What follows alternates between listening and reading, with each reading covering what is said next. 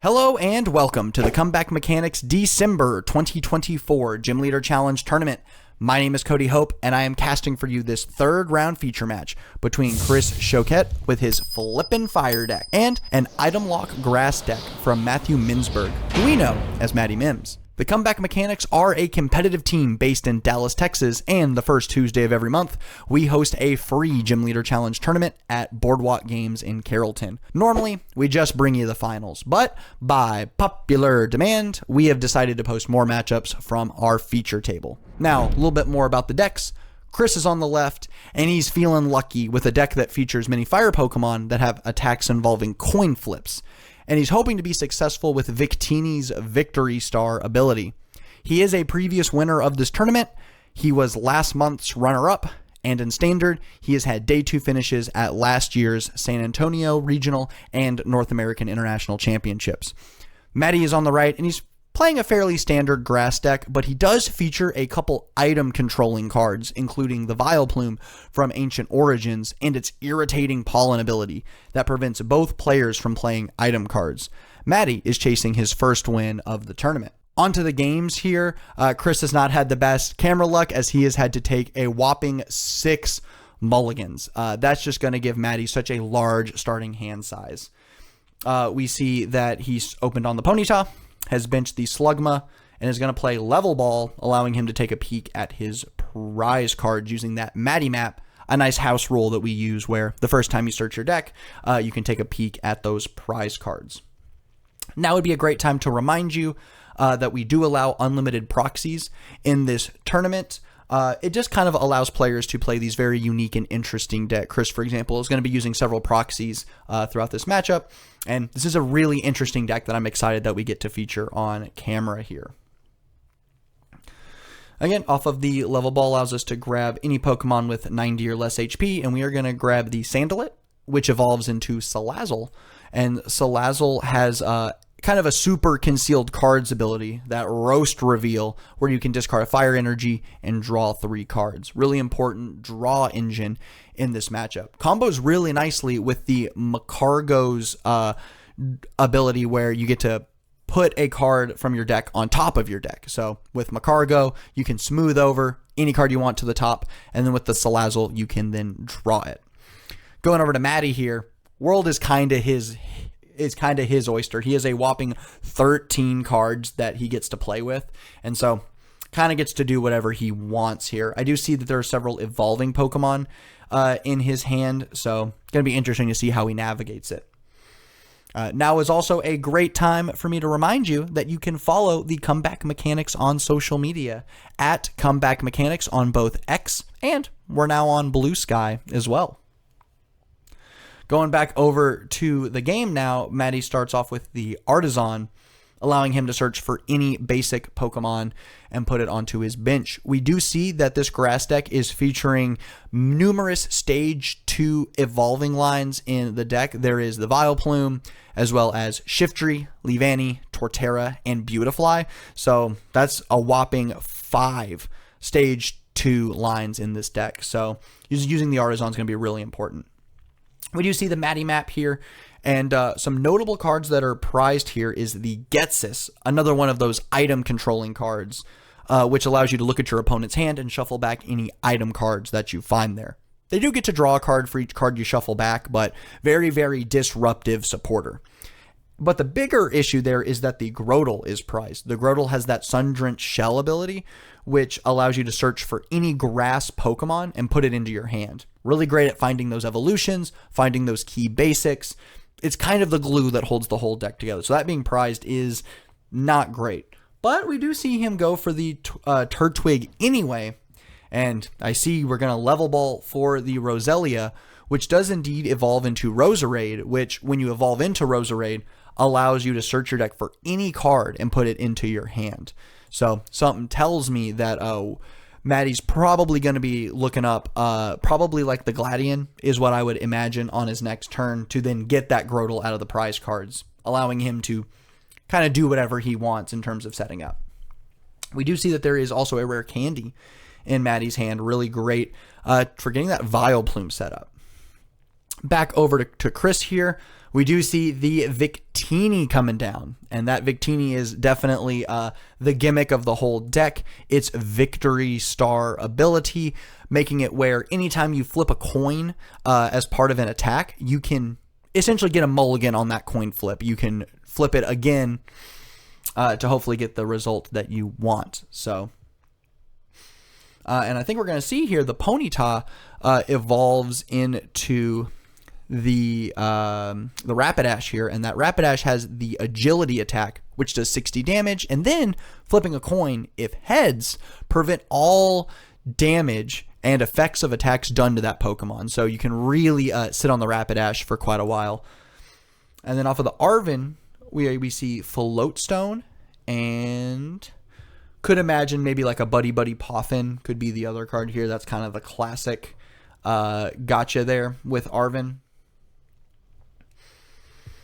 depending on what the rest of Chris's hand looks like.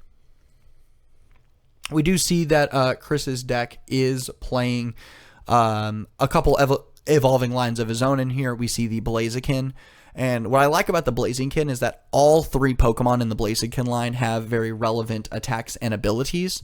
But the big one kind of being that the Blaziken can accelerate fire energy from your discard pile into play. But interesting enough, we are just going to see Trainer's Mail being the item card grabbed here. You know, the Trainer's Mail could be anything. Could even be an item card. The Evo Incense is going to be played, and we are going to evolve into the Rapidash. There is not currently a way to attack with this Rapidash this turn, but I think the idea is just getting down 100 hit point Pokemon is probably just going to be good enough. Off of the Trainer's Mail here, we see Ball Guy is going to be the grab here, is what it looks like. It's what Chris is eyeing up. And indeed it is. This will be great for next turn, where Chris will be able to tutor out those evolutions, tutor out more basics. Off of the Timer Ball, we see a Tails and a Tails. My favorite part about this card, it just allows you to flip 2 coins. Oh, no, I was mistaken. We saw 1 heads there. My mistake, y'all. And so with that one search here, gotta imagine it's got to be the Roserade, right? Oh, no. Okay, it was 2 Tails. We're using the Artisan to get the C-Dot there. My mistake again. So C-Dot being grabbed off of the Artisan. And then we see bumping the Artisan for Turffield Stadium, searching out that Roserade. And then the Roserade lets you search for any card you want. And Gladion is going to be that card. Gladion, kind of a Hisuian heavy ball, but for any card. So Maddie is going to take a card out of his prizes and replace it with the Gladion. Really great card at getting those evolutions out of the prize cards. And that's why we see it in this deck, is there's just so many important Stage 2 Pokemon in the deck. You really can't afford for them all to be prized. And the Torterra comes down, or sorry, the Grotle comes down, allowing Maddie to search his deck for any grass Pokemon. And so, you know, could be anything. There's just so many options. And we see that the Wurmple will be the grab for the turn. Wurmple evolves into the Beautifly, and the Beautifly has the Stoked Straw ability, which allows Maddie to draw until he has 6 cards in his hand. And we all know how powerful that effect can be, really allowing you to be immune to hand attack, being immune to a lot of those types of abilities. And then we just see that we're going to use the attack off of Oddish that allows us to draw a card. I believe that is, what's the name of that attack? Feeling Fine. We are feeling fine with an extra card in our hand, just ocean of cards.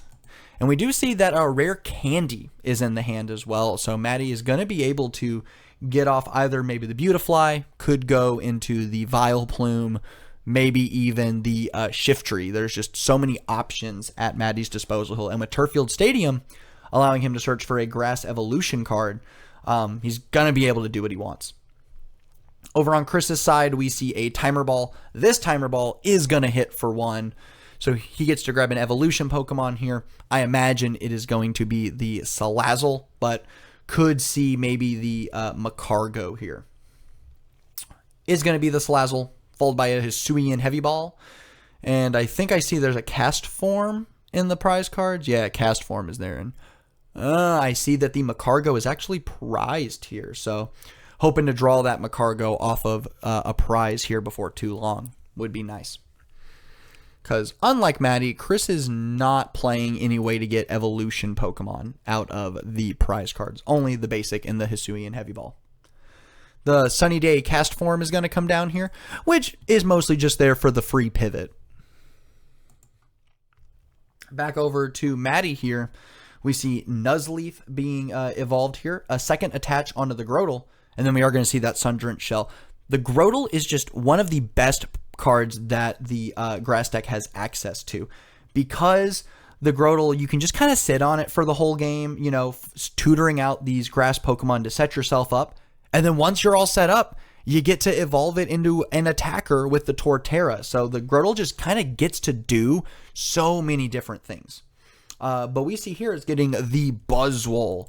The Buzzwole is a very, very excellent addition to this deck, allowing your Pokemon to do 20 more damage for each prize card you have taken. So normally we see that on your opponent's side for each prize card they've taken, but this one rewarding you for taking prizes. And I'm sorry, y'all. Oh my gosh, my eyes, they're so itchy. Oh my goodness, it's that irritating pollen off of this Vileplume. And so now neither players can play item cards as long as that Vileplume is in play. Notably, it doesn't have to be active. Just the rest of the game, no more item cards being played. And Maddie has really built the deck around this ability. We see that Maddie's only playing 10 item cards, and almost all of them are ball search cards. So it seems like Maddie's kind of game plan here is to use use his items, the ball cards, to set up, and then once he's done, here is this Vileplume, nobody can use items. And so we see an extra heavy supporter line in Maddie's deck, a whopping 15 supporter cards. For Chris, though, Chris's deck is mostly items. There is at least a dozen plus items in the deck. And we can see that the Marnie there was really effective, as there's not really a lot going on in Chris's hand. We got some energy, we got a Clara, but the Salazzle draws us 3 cards. Unfortunately, it is 2 fire and an item that we cannot play. So it's been a bit of a slow start to the game. Players are just kind of playing some Pokemon and passing. But I think this is going to be the point where the game swings over to Maddie. We see that the Grotle is in the active. Already got 2 energy on it. Ready to do that Evo Press ability. And for Chris, not a lot going on. We see the Torkoal gets benched. A fire energy is attached to it. The Torkoal has an attack that does 50 damage. And you get to flip a coin. If heads, the opponent's active Pokemon is paralyzed, meaning it cannot attack or retreat. And with that Victini, Chris is going to get 2 coin flips to try to find it. Attach return to the Nuzleaf, evolve into Beautifly. So now Maddie's draw engine is on board and grabs the Torterra off of the Sundrent Shell. Turffield Stadium gets that Shiftry. And so Maddie is slowly setting up a bit of a lock on the game. The Shiftry has an insane ability where if it is in the active slot, all of the supporters in your opponent's hand reads draw 3. It is not a symmetrical effect, so all of Maddie's supporters will still get to do what they say, but Chris will not be able to play supporters that do anything other than draw 3 cards.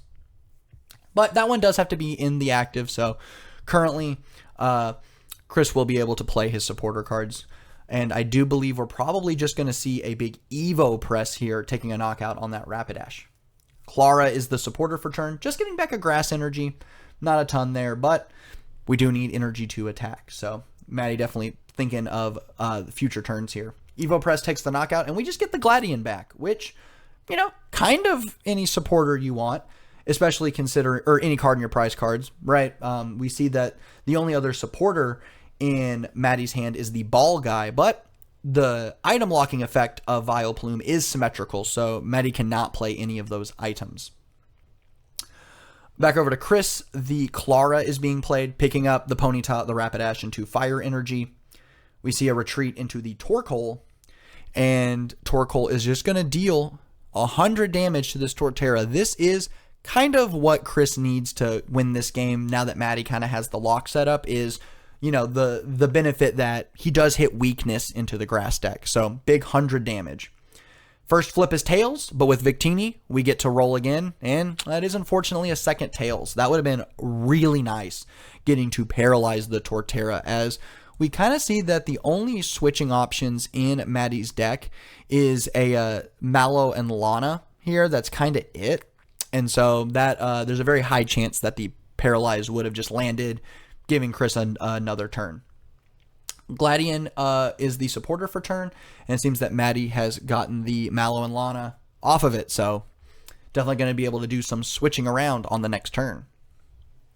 Another big Evo press for knockout, and Maddie is now up 2 prize cards. Back over to Chris here, promoting the cast form. We're going to see the Salazzle to draw 3, and it's unfortunately 2 more item cards. Trying to slam down the Pokegear, but can't do that because of the Vileplume. So it's not looking great here, and that's kind of the power of this deck. The Vileplume is just so annoying. It's so irritating, so to speak, right? We see the Rapidash being evolved here, as well as a bench of the Torchic. I love this Torchic. This is one of my favorite Pokemon in the Fire deck. It has that Omega Barrage ability, which allows it to attack twice. Now, the attacks printed on the Torchic don't really do anything that impactful, but we get to make use of the technical machines, which give another attack for the Pokemon to use. And we see in the case of Chris's deck, he is playing both the TM Evolution as well as the TM Turbo Energize.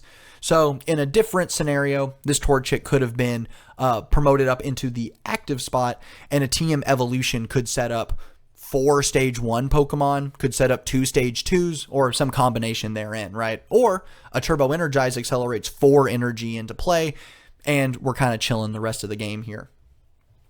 Chris plays a Cynthia, allowing him to refresh that hand. A lot of items in that hand, and so hopefully this fresh 6 will be much better for him. And we see, we see a good stadium in the Giant Hearth. We see that the Blaziken is got as well, so not feeling too bad here. We see a retreat into the Slugma. We do know that Macargo is chilling in the prize cards, so getting to take out the Slugma is not going to be the worst thing in the world here. Back over to Maddie, we see the Guzmahala discarding 2 items, so, kind of free at this point, because I don't think that Vileplume is getting knocked out for kind of the rest of the game. And we see that the 3 cards grabbed are the Floatstone, Chaotic Swell, and Recycle Energy. Chaotic Swell is quickly becoming one of my favorite cards in Gym Leader Challenge, just kind of stopping your opponent from playing stadium cards. It's a proactive card that Maddie can put down and kind of make it where, all right, Chris doesn't get to use a stadium. Chris needs to find like a field blower and the stadium, but we know that because of the item lock, that's just not going to happen. So we've taken yet another thing out of Chris's arsenal to kind of fight back into the game. We see the Litleo getting benched, which is great because we do know that Pyroar is in the hand here. And wow, excellent draws off of the Salazzle. We see the Combuskin come down. So on the next turn, Blaziken will get set up here. We're going to see a retreat into the Rapidash, and we get to see Blacksmith coming down. Blacksmith accelerates that energy from the discard pile onto the Rapidash, and this is where, oh my goodness, we could see the whole game swing back in Chris's favor. Heads getting hit off of that agility, meaning that on Maddie's turn, he cannot deal damage, and he can't do any effects to the Rapidash. So Maddie needs to find a Boss's Orders or a Guzma in order to do anything this turn. And we can tell by looking at his deck list, the Guzma is in there, but there is no Boss's Orders. Guzma is the only way to force the opponent to switch here. So this Rapidash probably going to stay alive for the turn. We see that that's not in the hand. And, this could be what Chris needs to get back into the game. We see Lusamine coming down, getting Clara, and could be getting the Guzmahala maybe. Could also grab maybe Turffield Stadium. No, Marnie is going to be the grab here. More hand attack, right? Chris does get to draw cards every turn with the Salazzle, and so Marnie could just really shut that down and hopefully put Chris into a bunch of items that he cannot play. Going to see a retreat here into the Shiftry. Luxurious Cape being played onto the Shiftry. So now that Shiftry has a whopping 250 hit points, but it does give up an extra prize card when it is knocked out. And I think Chris is here having to explain that Maddie cannot do anything to the Rapidash here. So seems like he's probably just going to have to pass here.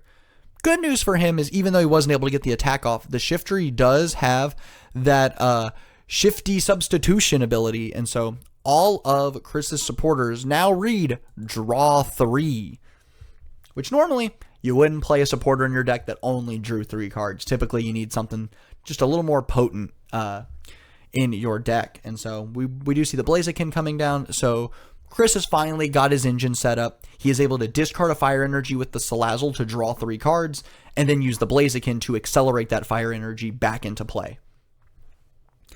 And we're going to see the agility being used again, and wow, another heads. So again, nothing can really be done here. The Rapidash is going to do 120 to the Shiftry, and it can't be damaged, and no effects of attacks here. Back over to Maddie, we see the Sewaddle coming down, and then attach for turn to the Buzzwole. And we're going to see Mallow and Lana discarding, again, just kind of some more item cards. A Tag Call, and then the Ball guy. A little too late for that, I would say.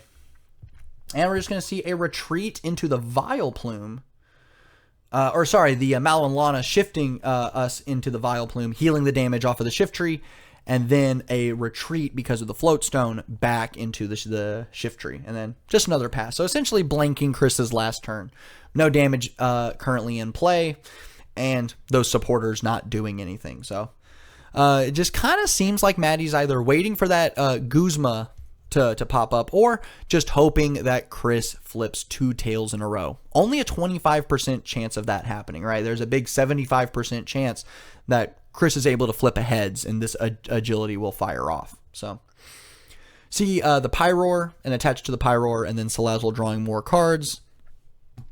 The Pyroar doesn't have a coin flip attack. It just has the Rip Claw, which does 70, and it discards an energy from your opponent's active Pokemon. So really great in this matchup, doing 140 with weakness. The Giant Hearth is going to bump that Chaotic Swell, and then, oh, we see a Tails. And no, heads. That Victini really leading Chris down the victory path here, making it where once again the Rapidash just can't get knocked out. We see the Sewaddle evolved into the Swadloon back on Maddie's turn, and it's just like it's tough. Like Maddie had such a strong lock on the game, no items, no supporters, and no stadium with the Chaotic Swell, but it just kind of doesn't matter if you can't take prize cards. That's kind of the whole point of the control deck, right? Is to kind of do things on your terms. And right now, you're having to play on Chris's terms. So Clara comes down, getting back the Turtwig, the Grotle, and 2 Grass Energy. So I'm hoping to get some more support set up for a little later in the game. We do see a good mix of supporters here. There is the Marnie, there is the In. So there is some hand attack that's available to us, and it really just kind of feels like we have to find that Guzma if Maddie wants to try to win this game, because it's looking like the chances of double tails is just so low, right? Again, because you get to flip 2 coins and you just need one of them to be heads, you have a big 75% chance of that happening. But we don't see that. We just see a pass for the turn. And Parallel City is in Chris's hand. Parallel City could prove to be pretty good here, forcing Maddie to discard some bench Pokemon. Now, problem is Roserade is an easy dump there, and probably something like the Sewaddle, I would imagine the Vileplume is staying in play. But nope, we're just going to go for another attack here, putting another 120 onto the Shiftry, and once again, cannot be done. Cannot be damaged by anything. So Chris is very close to taking 2 prize cards, which will tie up the game here. Back over to Maddie, we see Bridget was the draw for turn. Kind of getting these setup supporters, and they're not really doing a lot for us here. Unfortunately, that Shiftry has 3 retreat cost in it, so there could be an attached retreat here, but that just feels really, really bad. The Swadloon is going to evolve into the Lavani, which has the Blanket Weaver ability, which makes it so grass Pokemon take 40 less damage.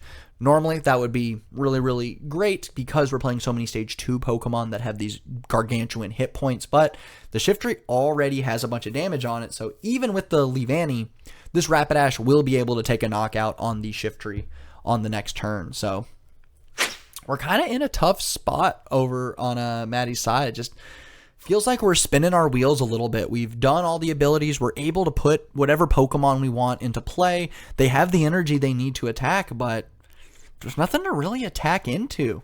It's just kind of interesting seeing the control deck kind of get out-controlled a little bit. It's very, very interesting how this game has, the direction this game has taken. And the longer Maddie takes to find the Guzma, the more time that Chris gets to set up a backup attacker. We already see that the Pyroar is set up, ready to attack. The Blaziken is all evolved up. There's already an energy on the Blaziken, and just a pass. So Chris will be able to put another energy onto the Blaziken. And so the setup time is just taken a little too long here. And so Chris is kind of able to set up whatever he wants to set up now. Like, he's got backup attackers. And so just going to see nothing else. Just agility again. Another heads. Big 2 prize cards here. And the game is suddenly tied.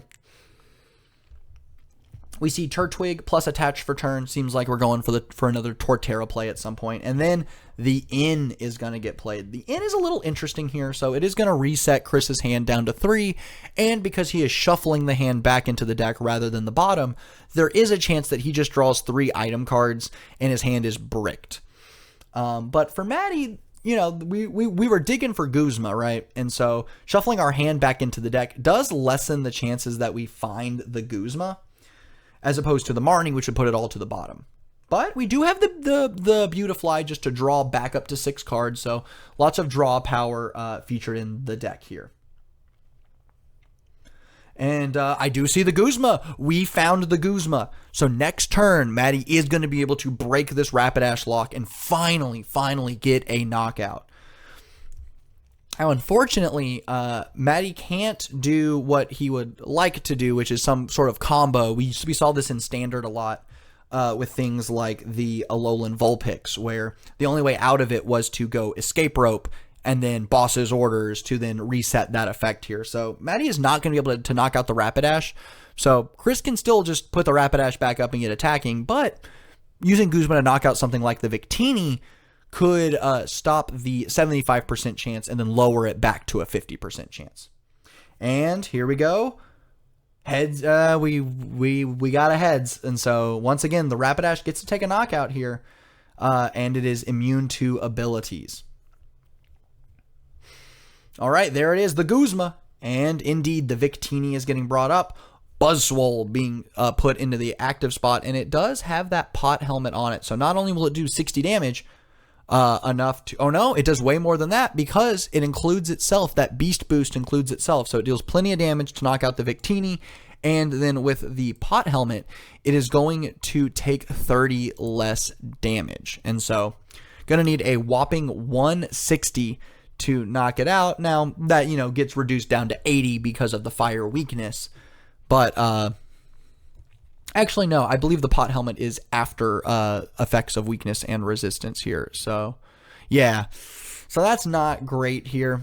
So, it essentially has to just deal that 160, which then gets reduced to the 130. So, as long as Chris can deal 80 damage, he'll be able to take a knockout here. Which, unfortunately, though, I don't think he's going to be able to. The Pyroar only deals 70, up to 140, down to 110. And that's exactly what we're going to see is the Rip Claw for 70.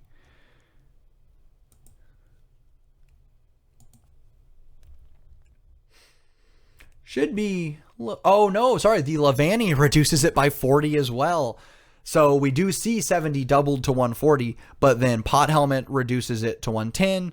Leavanny reduces it down to 70. Wow, that's pretty powerful. So that slows Chris down a lot. He was ahead 2 prizes to 3, but the Buzzwole tying up the game, and then Chris can't take a knockout back.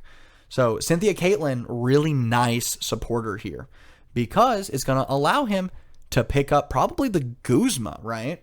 Have to imagine we pick the Guzma back up. So even if the Rapidash is able to get that agility off, maybe we play, well, no, there's no items, and we've already played the Clara, so I don't think there's a way to recycle this Victini in Chris's deck anymore. So Cynthia and Caitlin, I would imagine, is going to pick up either Lusamine or Guzma, right? Making it so no matter what happens, that Rapidash is not going to be long for this world, right?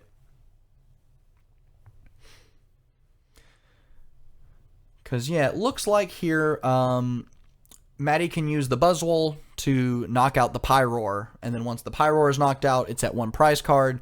If we have the Guzma, no, just going to get the Lusamine. Okay.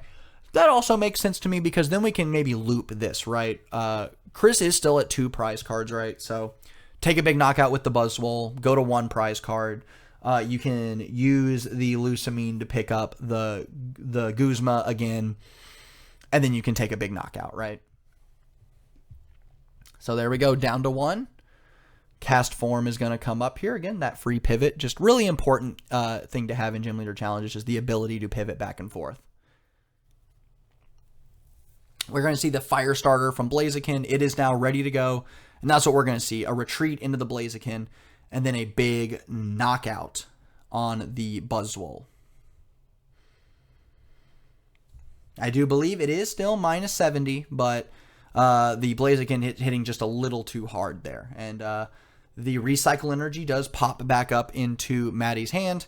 We're going to promote the Vileplume again. Free retreat with the Floatstone. You'll love to see it. And no attacker currently set up for Maddie. Both players are at 1 prize remaining. This is down to the wire here. The problem is, though, is that Chris needs a Fire Energy. He currently doesn't have one in his hand, so he's not going to be able to attack with the Blaziken. He could retreat, attack with the Rapidash, but we do see the Lusamine is going to pick up the Guzma here. And so that's just not going to be good enough. So Chris has to draw a Fire Energy on his turn or some way to accelerate a Fire Energy into play. We do see the Fire Crystal, which would normally be an excellent draw, but again, that Vileplume is shutting off abilities. So yep, we're going to see a retreat, Fire Starter, agility, and even if the agility hits here, which it does, just doesn't matter. We have the Guzma to pull up that Sunny Day cast form. And then the Beautifly, of all things, gets to take the final prize card of the game. Yeah, we really... Oh, no, sorry, it was not the Fire Crystal. Hisuian Heavy Ball. My apologies, y'all. But, yeah, that was a really swingy game back and forth. We saw Maddie get all of his lock cards set up in the early game. But then Chris was able to get out of it by just leaning on the coin flipping of the Rapidash, preventing Maddie from taking prize cards. But at the end of the day, the overwhelming power of the item lock was just too much for Chris to overcome. What an exciting game featuring some very interesting decks. And so that is going to wrap it up for this video. Tune in next time to see who is going to be our 2024 December champion. And with that, my name is Cody. Don't forget to like, comment, and subscribe to the Comeback Mechanics channel. You can follow us on all of our social media platforms at Comeback Mechanics, and I will see you next time.